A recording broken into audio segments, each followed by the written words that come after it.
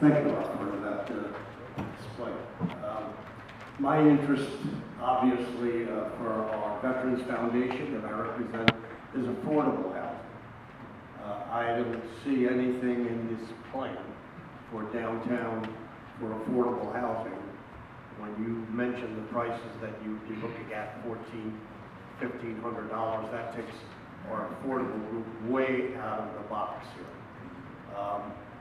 You know, we've been looking at trying to provide affordable housing for our veterans and our seniors here. Is that going to be as welcome in downtown Cape as what I'm hearing? Right. All this conversation about what kind of clientele you're looking for here? Yeah, part of that question goes to the city itself. Right. The third project I presented was more of a smaller studio apartment unit for that type of requirement. I think that site's located near your property, or that was like a 6-story unit complex. I think we did 60 units, smaller units, cheaper apartments. So, but that's just a thought. Nothing is set in stone. Nothing is, there's still a lot to go from here to there. So I don't have all the answers. Well, my question really is that going to be welcome in downtown Cape? So this is a good way, said way. Let me thank Art for his work.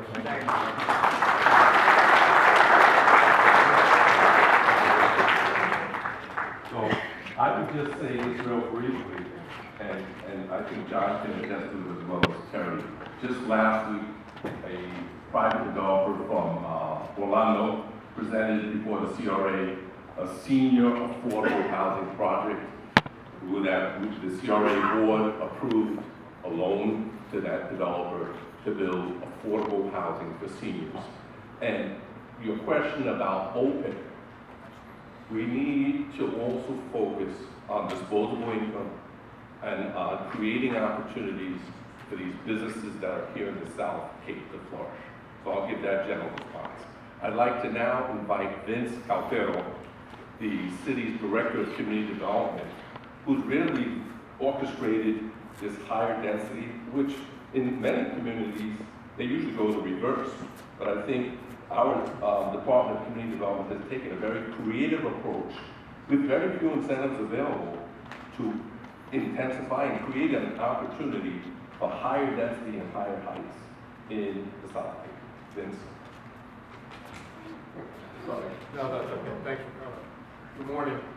One of the things that we tried to do when we embarked on this multi-year project, as John stated several minutes ago with the new land development regulations, is to combine the objectives from various councils, across councils, and of course the city's staff's ideas, and overlaying on top of that the directives we received from Mr. Zerlag, as the city manager.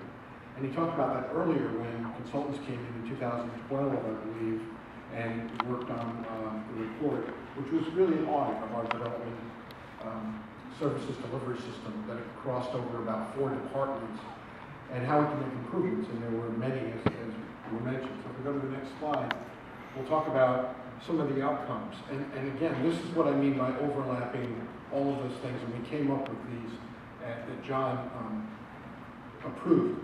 One was to streamline the process. In other words, we're promoters of development. We have an economic development office. Ricardo's come in with some very good and fresh ideas. And the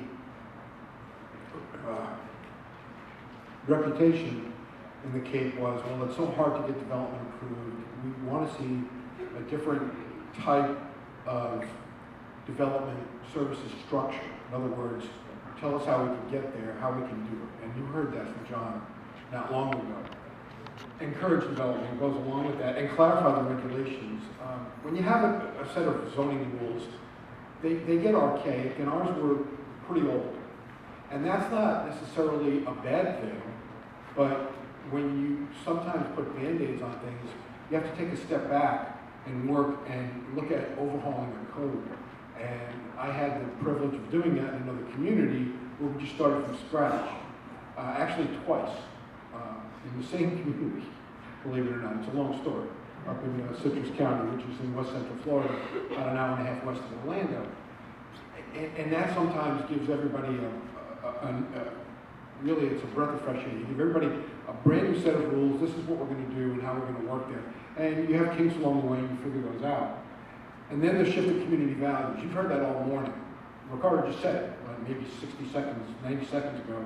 Density, changing those kinds of things, walkability in the downtown, where we're shifting. And you've heard that earlier from the speakers. The model that we're trying to emulate now in our code is one that we're constantly talking to the council about, trying to get more people downtown for business and living. You've heard about projects that Art talked about and Ricardo talked about that are multifamily and commercial. So the mixed use, who comes first? There was a gentleman, I think, over here that asked the question, where are the jobs coming from? Well, yeah, I don't know. We can talk all day about the answer to that question, but as Dr. White told us, people are coming anyway, no matter where they're working. Well, we don't know. We have to do deep research on that. Ricardo's staff is really at the forefront of that.